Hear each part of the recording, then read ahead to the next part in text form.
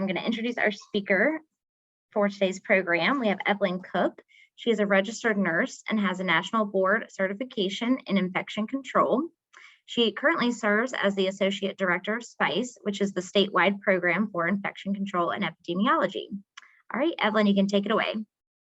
Thank you so much, Camille. And first of all, I would like to thank the North Carolina Nursing Association for inviting me to be with you guys. And I also would like to thank you for participating in this. I know everyone is still pretty busy and overwhelmed, so hopefully you'll find the next 45 minutes or an hour informative. So I do not have any disclosures to make. And these are the objectives for today. So we want to talk a little bit about where we are currently with COVID-19, especially as it relates to the trends. And I think everyone participating today does recognize that we're seeing an uptick in those numbers, and we'll go over that both from a global perspective, a national perspective, and here in North Carolina.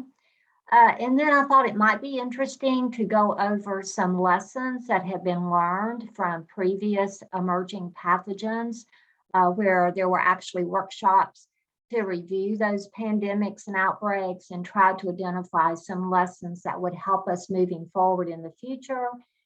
And while we talk about those, I hope each one of us will think about, did we really learn anything from that history lesson? And then lastly, I want to talk a little bit about what I call some unintended consequences that happen oftentimes when you put an intervention in place. You have an unintended consequence. And we can think a little bit about we were all trying to do the right thing, but in some of those opportunities, at what cost did we do that right thing for? So just think about some of those as we go through them. So I thought I would just start out and show, kind of a little bit of the history of pandemics, and the graphs you see on your slide are really from a global perspective, and starting out with the Black Death or the bubonic plague. And it really looks at the percent of the world population that died as a result of that pandemic. And as humans have spread across the world, so have infectious diseases.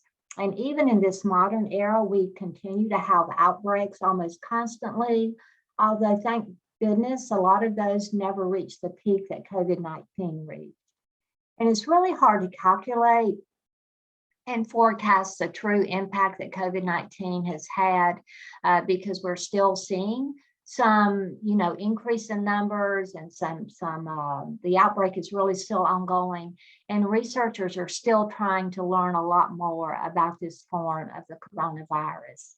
And if you look at the slide, you'll notice that COVID-19 is down here at the bottom with a rate of 0.08% of fatalities. But if you look at that number of 6.2 million individuals, that's still a huge number of people that have died across the world as a result of COVID-19. And then I also wanted to share with you a little something that we talk about as being the reproduction number.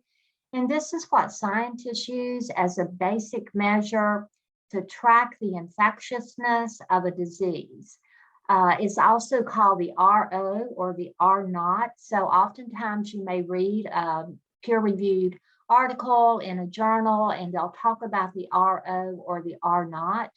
And so what they're really looking at is how many susceptible people could be infected by one person when it comes to that particular illness or disease. And you'll notice on your screen that measles happens to have kind of the highest RO, where in this particular schematic, it demonstrates that it's really the most contagious, with an RO range of anywhere from 12 to 18, meaning that a single person can infect on average between 12 and 18 individuals who may be unvaccinated. And then when I was preparing a similar presentation for another group, I found this on the Washington Post, and I put the link here because I thought you might be interested in going to that website and really looking at the simulation. And what they did was try to identify for these canned diseases, how quickly spread would occur to 100 unvaccinated individuals. Now, for all of the things that you see on your slide, from Ebola to diphtheria to measles to whooping cough, we now have a vaccine for all of those things except for Ebola.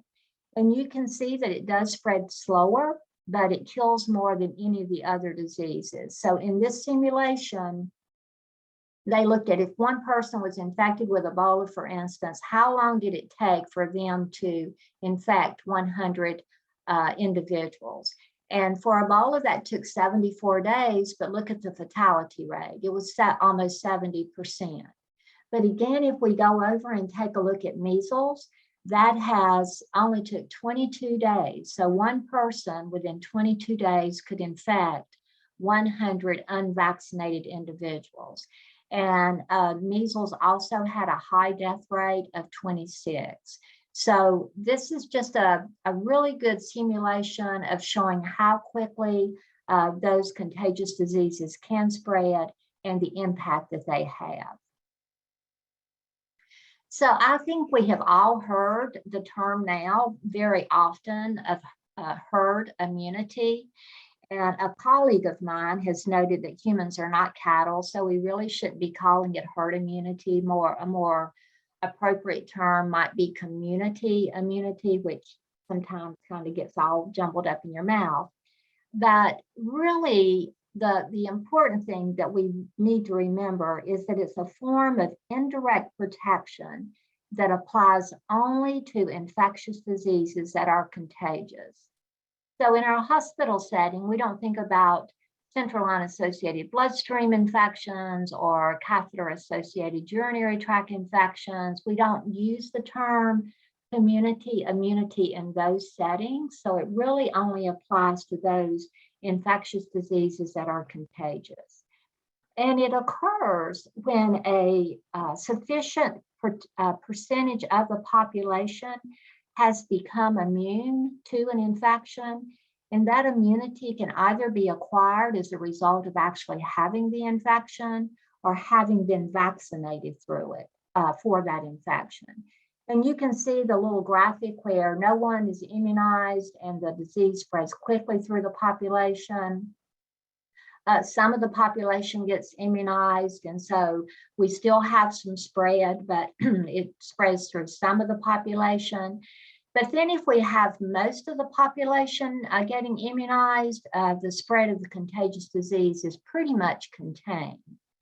Now, we all recognize that there are individuals who cannot get vaccinated for whatever reason. Maybe it's an age issue where the vaccine's not been approved for that age yet. It may be an underlying morbidity that someone has, or an immunocompromising condition where they cannot get vaccinated.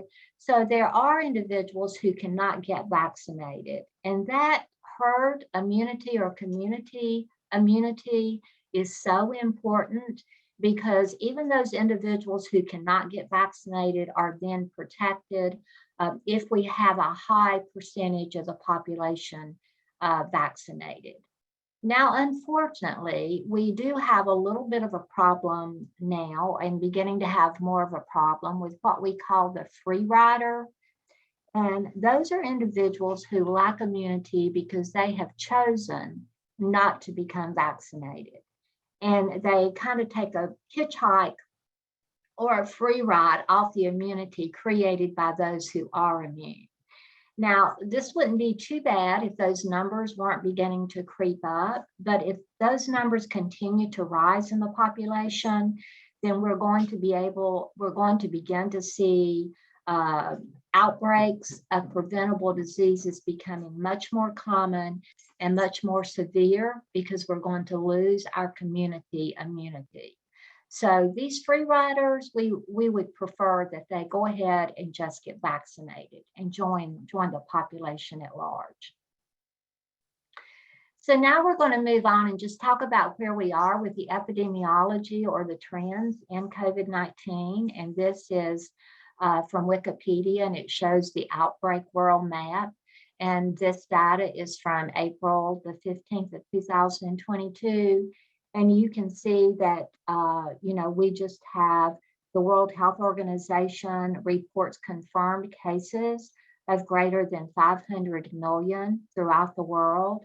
And also we have confirmed deaths of greater than 6 million. And the time span is about 2.5 years for those numbers. So what about the United States? Well, and this data was current as to when I prepared these slides in around May the 6th or the 8th.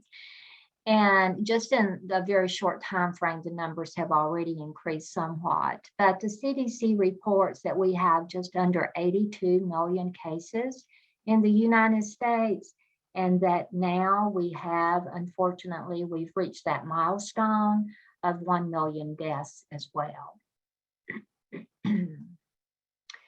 And I wanted to take just a minute to talk a little bit about the difference in these metrics that CDC provides for us, both at the community level of COVID and then the transmission, the community transmission, and explain a little bit about the difference, because it's very important as healthcare providers, because our actions and interventions are based on those transmission rates and not on the community levels. And there's a lot of confusion now as to how those are calculated and why they are so different. So I thought it might be helpful just to refresh everyone's memory on that. So again, this is the map that I retrieved from the CDC website on May the 9th, and that map looks different a couple of weeks later here on May the 25th. But in this community level, CDC really looks at the combination of 3 metrics: the number of new COVID-19 admissions to an acute care hospital per 100,000 population over a 7-day period. And then the other thing they look at are the percent of staffed inpatient beds that are occupied by COVID-19 patients, again, over that 7-day average. And then based on those numbers, so this is really looking at the burden that COVID-19 is placing on the inpatient or the acute care setting. And based on those metrics, they decide if your county is going to be categorized as either low, medium, or high.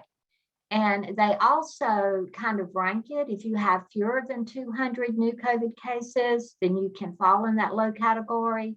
But if you have 200 or more, you cannot. And then CDC makes their recommendations for the community based on this data. So if you are in low, pretty much, and you're not at high risk, then there's really no recommendation for you to wear masks for source control. So that's where those community recommendations come to play. Now, what becomes a little difficult is when we go to the next slide and talk about transmission. But just to let you know a little bit about the uptick. So in the 2 weeks since I prepared this slide, you can see in North Carolina, I'm not sure if you can see my pointer, but we really only, on May the 9th, we had about 1 county that wasn't categorized as low. And 2 weeks later here in North Carolina, we have at least 9 counties now in North Carolina that have been upgraded to medium. So that low indicator is gradually changing within our numbers, because we are seeing an uptick in cases. So then we move to this map, and this is the one with the community transmission, again, from May the 9th. And if you look at these metrics, they're different than the ones we just went over. They're really not looking at the burden of hospitalization. They're just looking at transmission. So one of the metrics is the new cases per 100,000 persons. And if you notice under that high, it says greater than or equal to 100. So remember on the other one, you could be up to 200 and still fall in the low category. But that's not true based on this calculation. And then the other thing they look at is the percent of new positive NATs or PCR tests during the past 7 days as well. And whichever metric is the highest in this particular set of data is the one that your county is going to be identified as, or your interventions are going to be based off of. And just like in the other map we saw here in North Carolina on May the 9th, you can see we had some red at high, but we also had a considerable number of counties that were in the moderate category. And you can't see them on here, but I think we had at least 1 or 2 that were even in the low. But as of yesterday in North Carolina, all of our counties are back in the substantial, the high range, with the exception of 3 or 4 that continue to be moderate. So that's how we have kicked up. And once again, these are the data that we and you and your facilities generate your interventions and your actions based off of. Regarding source control, regarding screening, regarding in the long-term care setting, that includes testing staff members who are not up to date on some sort of periodic basis. So it's really important to understand the difference. And it's very confusing because I'm sure you've had visitors come in and want to know why they have to wear a mask in the hospital when they went to a concert last night and did not have to wear the mask. So it can be very, very confusing. And then I did just want to show this one graph of the variant epidemiology. We know that the virus that causes COVID-19 has constantly changed and accumulated mutations all along the way over time. And we expect that to continue as the virus continues to circulate. Some of those variants will emerge and disappear, while others will stay and take a prominent place, as we see now with the Omicron BA2, which accounts for most of our isolates in the United States currently. And then here in North Carolina, I've already mentioned a little bit about what's going on in North Carolina with our increase in numbers, but based on the CDC reports from May the 6th, we have just under 3 million cases in North Carolina, and we also have just a little over about just under 25,000 deaths, all of which is a lot more than any of us would hope for. So that's just a reminder, a little bit about the trends and where we're going. And then I wanted to spend some time, as I mentioned earlier, talking about some lessons that were learned from previous emerging pathogens, and those were recorded and documented in hopes that it would help provide some information for public health moving forward in the event of another outbreak and/or pandemic. Now, some of you in the audience may have been practicing in the late 90s and the early 2000s, but even before the initial SARS, kind of reared its ugly head in early 2000, in December of 1999, there was an unclassified national intelligence estimate. This publication, The Global Infectious Disease Threat and Its Implications for the United States. And it really warned that new and re-emerging diseases would pose increasing challenges to the United States and the rest of the world. So this was before the first SARS and certainly before COVID-19. And what they noted was that major infectious disease threats such as HIV and AIDS, and that pandemic was still ongoing throughout the 80s and some of the 90s, will continue to emerge and challenge our ability to diagnose, treat, and control them.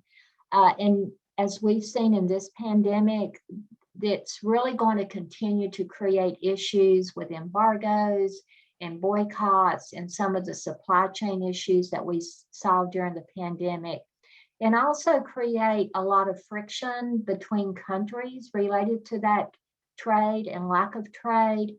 And also, if you would point the finger at countries, so really create a lot of controversy over any particular country's impact on that particular pandemic. And as we've really become a very global society now, so we're certainly not walled off in an island into ourselves.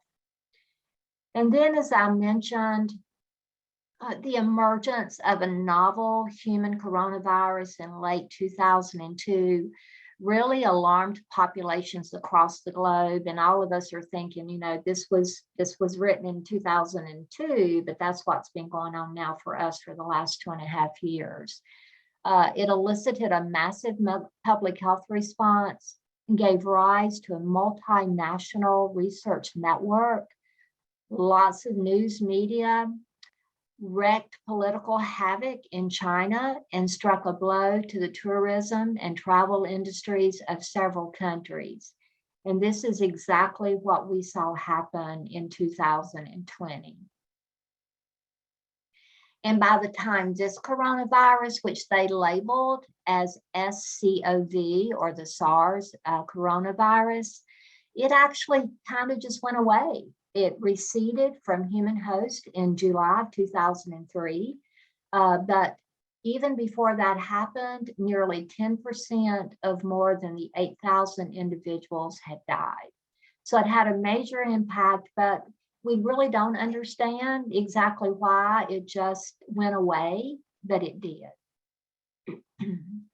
So what they wondered was, if they looked at this epidemic and they analyzed it and what happened, what interventions were put into place and what happened based on those, could that lead to improvements in the global community's preparedness for and response to future global outbreaks?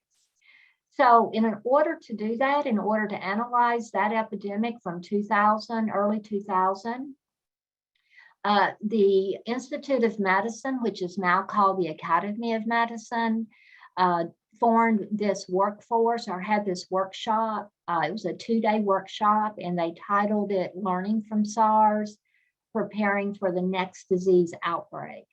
And if any of you have any interest in this type of information, I would highly encourage you to look at this report. It's extremely informative and really identifies some things that we could have done differently if we, really taken some of those lessons to heart.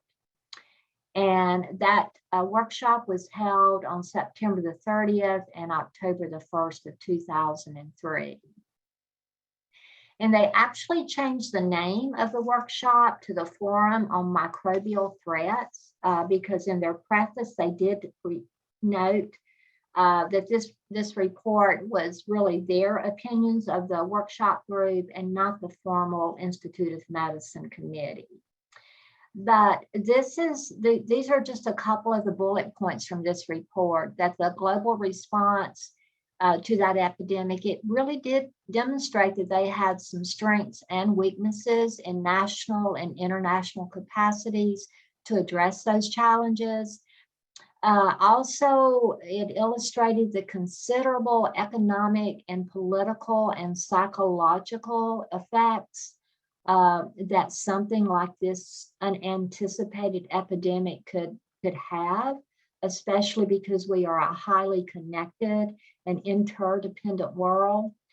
And for their analysis, they noted that their rapid response really did reflect some significant achievements in science, technology, and international collaboration. I would hope that we could say the same thing after this pandemic, but I'm not confident of that. They did have some great questions after their workshop as well, after they did this analysis. That one of the questions was, will SARS reemerge?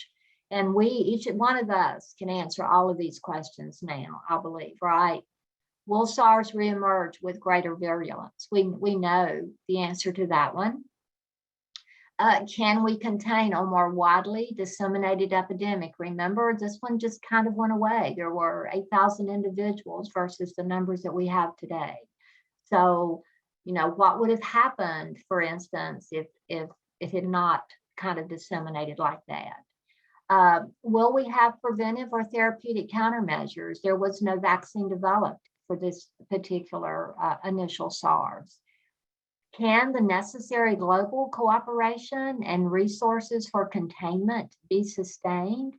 And I think that is an excellent question and one that I don't know that we can answer. And if it's not SARS, are we prepared for the next emerging infection? We all have heard about monkeypox. So are we prepared for that next emerging infection? And then this is a question they asked then, are the public health and research investments flexible enough to respond to the ever-changing profile of microbial threats? So I don't know if we've really been able to strengthen our public health research investments sufficiently even to this day. So I did want to share with you just some of their key lessons that they learned and that would have helped provide a roadmap or a template for planning for future epidemics and pandemics. The first key lesson they learned was that we need to report promptly and openly any cases of diseases with the potential for international spread, again, in a very closely interconnected and highly mobile world. And I'll let you individually decide if you think that we were able to do that with COVID-19. Timely global alerts that can prevent those imported cases from countries coming to other areas, igniting big outbreaks in new areas. Lesson 3 was the travel recommendations for screening measures at airports to help contain that international spread of any emerging infection. Lesson 4 for the world's best scientists, for clinicians and public health experts, assisted by technology to really collaborate to generate rapidly the scientific basis for the control measures, to get that information out there early so everyone understands the scientific basis for the control measures that are recommended. And I'm not so sure that we did a great job of that. And then lesson 5, recognizing that weaknesses in health systems play a key role in preventing emerging infections from spreading. So we really have to focus on our public health systems in particular and strengthen those. Lesson 6, this is really a good one, that an outbreak can be contained even without a curative drug or a vaccine if existing interventions are tailored to the circumstances and backed not only by political commitment, but also by community commitment. So basically saying that even without vaccines and treatments, that you can still contain if you implement those control measures that are necessary. And then lastly, we know that the risk communication about new and emerging infections is a great challenge because no country wants to be the first one that has this, really new pathogen come from their country. But it's really vital to ensure that we provide the most accurate information as we possibly can and communicate that to the public, so we do not send out a lot of mixed messages. So they asked this question as well, did we dodge a bullet? I'm not sure they phrased it quite that way, but that's the way I phrased it. Because they noted that although control measures were effective, they were, even just for that short period of time, they were extremely disruptive, and this did not reach every state in the United States, right? It was very sporadic where those cases occurred. But they noted that even their measures were very disruptive. They consumed a large amount of resources that might not have been sustainable over time. They also wondered if what would have happened if this happened during an influenza season, where the health system would have been put under such burden to try to isolate all of those people who fit the case definition. And then lastly, they kind of noted that you really have to be vigilant, continuing, you can't waffle back and forth. That continuity and vigilance is vital to your success.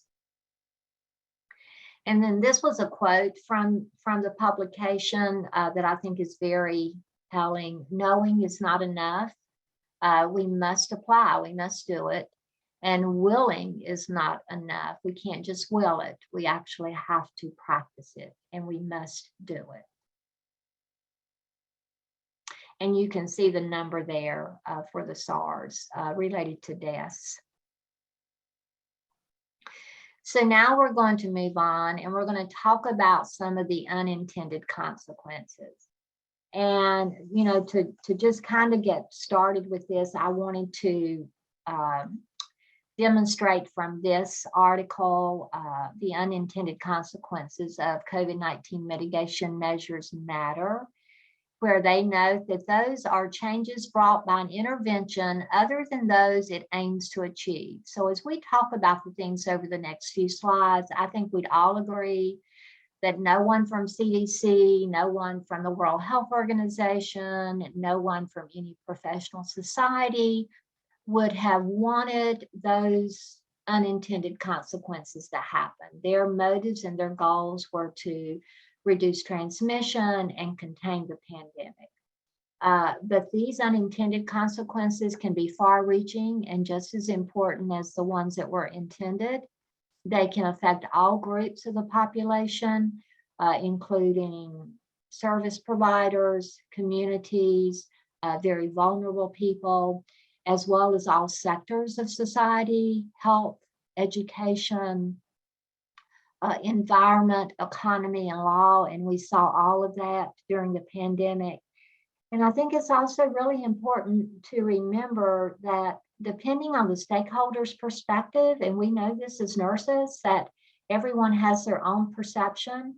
And based on that perception, such intended consequences could be viewed as either desirable, undesirable, or neutral.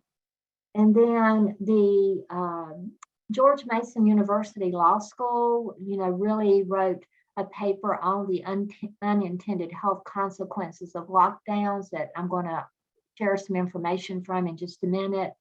But they really also noted that historically we've not evaluated or researched unintended consequences. We've basically focused on analyzing the effectiveness of our interventions. And I think that's what we tend to do in healthcare. We look at the effectiveness of our interventions, and oftentimes we forget about some of those unintended outcomes. So, but based on COVID-19, looking at those unintended consequences has gotten more attention to the degree that the World Health Organization actually has included it in their global research roadmap, where you can see that they have that objective in their roadmap. And they really highlighted the need for research on quarantine and isolation, restricting the movement of healthy, exposed, and infected persons, which we did during the pandemic, to prevent secondary transmission. And also really to look at the methods that were used to influence compliance with interventions, sometimes using the fear technique or the fear approach. So this is something that the George Mason demonstrated in their program, that typically these unintended consequences, as we've mentioned, can either be desirable, neutral, or undesirable. They can also be direct or indirect, so they can have a direct or an indirect impact on the stakeholder. They can also be anticipated or unanticipated. So there are some of those unintended consequences that we anticipated would happen. So we thought about those, but there was a large number that we did not. So I wanted to just very quickly, we're not going to go into this in detail, and you will have it in your slides to go back and look at, but this is how it lays out. And they use school closures as the example for this illustration. And these are some desirable unintended consequences. And if you can see on your slide, they rank them as either anticipated. So they did recognize that if you have closure of your schools, that you're going to have long-term increase in utilizing technology to teach online. So they understood that that would happen.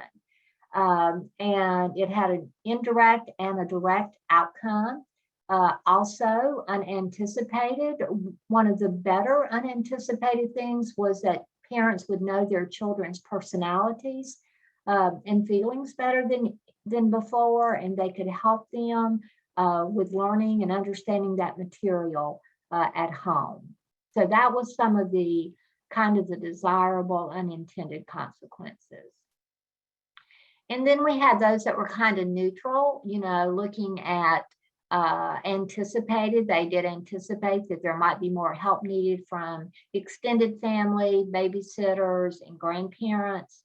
That one of the other things that they had not thought so much about probably was the increased need for computers and equipment for online schooling. And then the changes in sleeping patterns. Kids weren't getting up routinely. They weren't maintaining their routine of getting up and going to school. So they might have been staying up later at night and also getting up later in the morning. And then just to note some of the undesirable consequences, they did anticipate that there would be some major disruptions for course outlines. But what they may not have anticipated was that there would be increased costs for parents who had to homeschool their children or stay home with them to help them. They probably didn't anticipate that there might be more cheating due to the lack of supervision with online learning.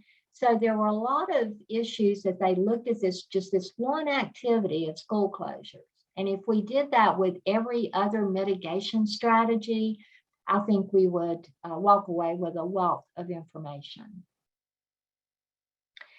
So in their article from George Mason, they also noted, which I thought was pretty cool, that instead of calling unintended consequences, rather than invoking the Newton's law, for every action there is an equal and opposite reaction. They really thought that it could be called the law of whack-a-mole, because in whack-a-mole, we know that you knock one down and 5 others pop up, right? So they categorized these consequences of the lockdowns into 5 big categories: lack of care, isolation, health and wealth loss, psychological alarm, and harm to children. And we're just very briefly going to go through 4 of those.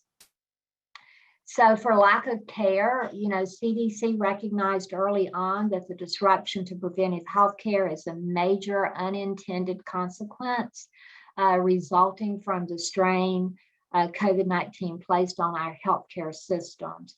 And those strategies that were intended to decrease the risk of transmission, but they also resulted in the inability to schedule routine screening exams, such as mammograms and colonoscopies.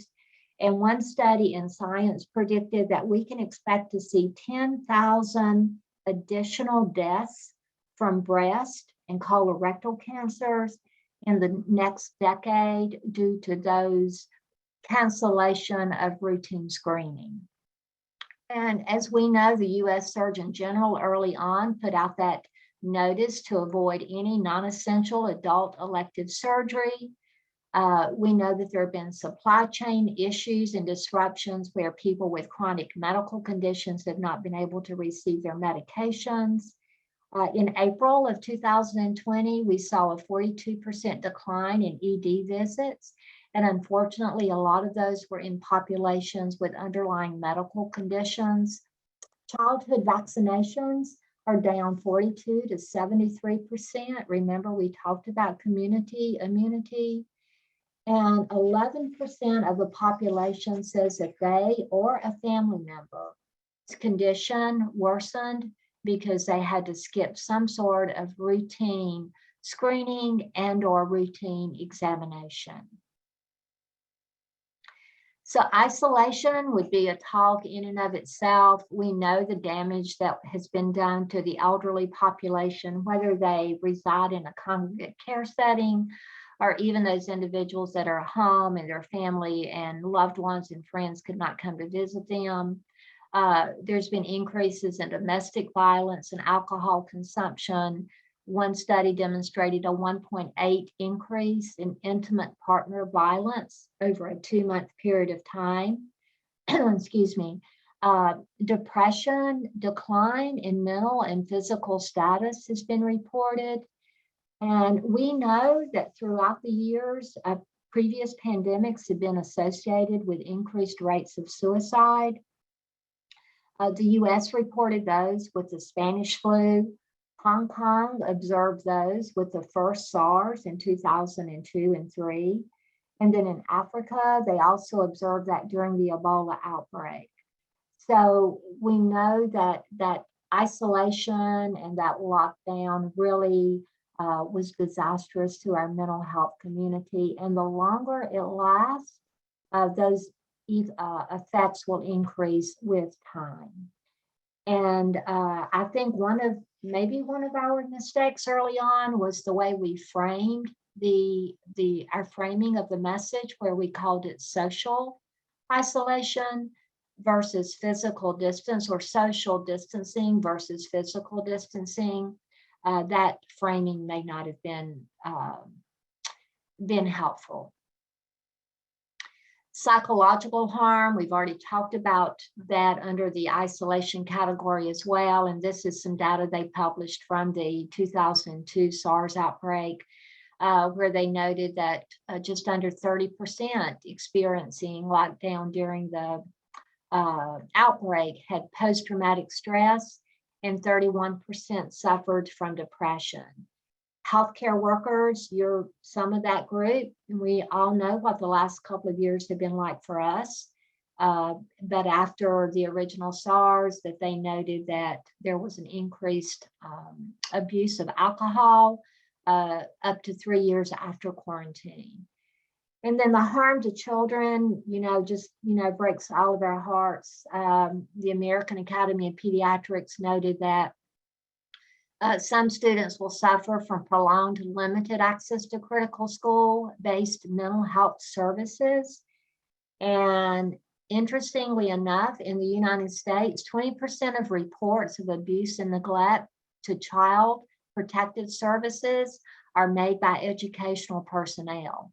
So if they're not in school, they're at home where abuse may be taking place. There's no one that's going to recognize that and report it. And our educators are one of the primary sources of identifying that abuse and reporting it. And then I think we oftentimes forget, because we've heard these numbers of deaths, so we've not become immune to it, but we've kind of become used to it, I'm afraid.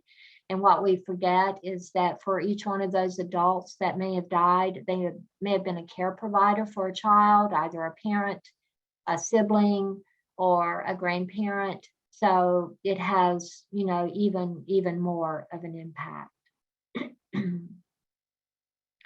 We know that access to medication was disturbed during, and that was certainly an unintended consequence. And one reference I found noted that the very discussion of chloroquine and hydroxychloroquine as a therapeutic option against COVID-19 decreased the drug's availability for proven treatments. It exacerbated global shortages, and it also fueled an already rampant counterfeit drug market in Africa and worsened trade tensions. when I heard that discussion, I thought, well, that's not really recommended and it's not, FDA approved.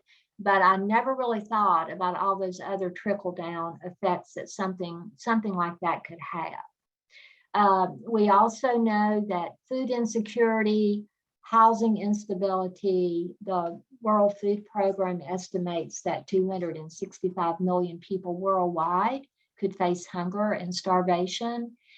And then once again, this has been evidence that we've had a disproportionate impact based on ethnicity.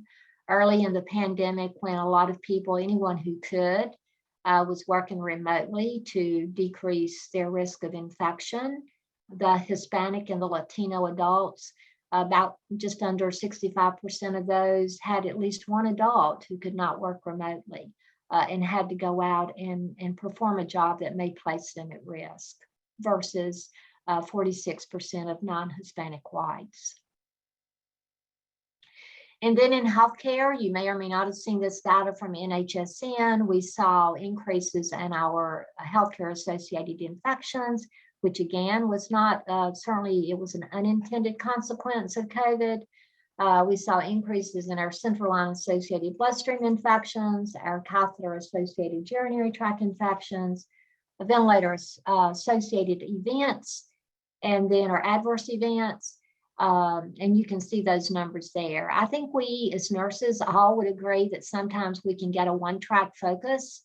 And unfortunately, that's kind of what happened with COVID. We were busy taking care of the COVID patients, rightfully so.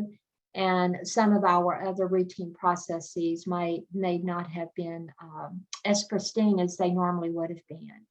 And CDC knows that a one-track focus on COVID-19 may sow the seeds for other major health crises, such as measles and polio outbreaks or healthcare associated infections.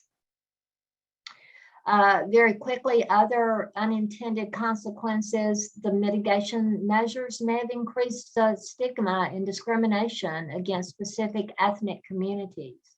And that's why the World Health Organization has actually advised, advised against naming pathogens for geographic regions, just because of that backlash on that particular country. We all remember those poor people based on their ethnicity who are Americans being assaulted just because of the country that they came from. And then researchers at the Ohio State University found that people who read the term Chinese virus in a fabricated media report about coronavirus were much more likely to blame China for the pandemic versus those individuals who read the report using the correct term, COVID-19. And then the last of the unintended consequences I really wanted to mention was the impact on future interventions on communicable diseases and emerging pathogens. A lot of our infectious disease outbreaks are vaccine preventable diseases. We know that outbreak risk is increased by low vaccination coverage, crowding, poor sanitation, and malnutrition.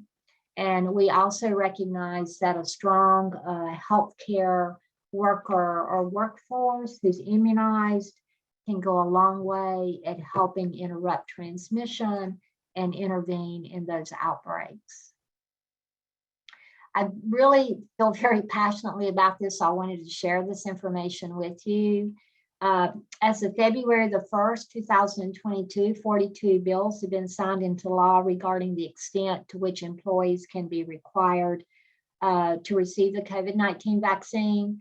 And we're not surprised by that because over the past 2 years, there's been a lot of mistrust related to the vaccines, and there's been mistrust in professional recommendations. And some of that is through all the mixed messaging that's happened and the abundance of misinformation that was disseminated. But what I wanted to make you aware of was not about the COVID-19 vaccine, but also to make you aware that there are more than 520 vaccine-related bills that have been introduced in state houses across our nation, that there's a database that looks at all of that. Of those, 66 specifically relate to childhood vaccine requirements in 25 states. According to the public health experts, the anti-vaccine activist movement has gained momentum amid the pandemic, boosting the reach of high-profile anti-vaccine activists. Very quickly in North Carolina, we currently have 4 bills in the House, only one about vaccine mandates or bills that will prevent requiring vaccination. Only one of those focuses only on COVID. The other 3 include all of our childhood vaccines, removing the requirement that those are mandatory. They also prohibit any employer from requiring proof of immunization to those vaccine preventable diseases. And they also protect an employee's refusal to submit to any medical exam prior to employment and or receiving any vaccine or providing any proof of immunity. So we really have to pay attention to what's going on as healthcare providers and personnel. Is going to impact how we provide care, is going to impact our families. All of these things have huge ramifications. So I think all of us could say that we are sometimes a pessimist, a realist, or an optimist. I like to think I'm an optimist most of the time. So I did want to share a few things that we think were desirable, unintended consequences, including a decrease in pollution because we had fewer people driving. We've all recognized that, especially in 2021, we had few, if any, cases of influenza and other respiratory pathogens related to some of the mitigation standards we'd implemented. The next one, either that was good or bad. There could have been huge health benefits from increased exercise and cooking at home, or we could have gone the other way and got those COVID-15 or 19 pounds, whatever people were saying. And then we do definitely have increased proficiency with technology, myself included with that, improved family dynamics. Again, that's the good side. There were some bad issues with everybody being home, but it brought families together. They spent more time, weren't on their phones, they were out in the parks. So there was a lot of good activities with that as well. So my questions are a little different, and I'm hoping somebody will analyze this pandemic as well. Will we continue to see SARS-CoV-2 variants capable of producing devastating surges? Are we going to continue to struggle with vaccine hesitancy? Can we get to a place where we rebuild trust in science? Can we achieve the necessary cooperation and resources for containment in the United States? Are we prepared for the next emerging pathogen? And are our public health and research investments flexible enough to respond to the ever-changing environment? Because every professional I know in this business says it's not if, but just when that next pandemic is going to happen. So in summary, we know that infectious disease outbreaks can happen anywhere. They have significant and often hidden social, health, and economic repercussions. They necessitate unprecedented mitigation strategies, and some of those are often associated with unintended consequences. There's currently a lack of clarity on how to study that, but hopefully that's going to get better. And then since 1918, we've had 5 pandemics, and that doesn't mean that they're going to stop there. Given that we have international travel, we can expect more of these, and we really do need to try to understand how those mitigation strategies that we implement are going to impact other people. This is a quote from the director of the International Vaccine Access Center. We will face new infectious disease threats.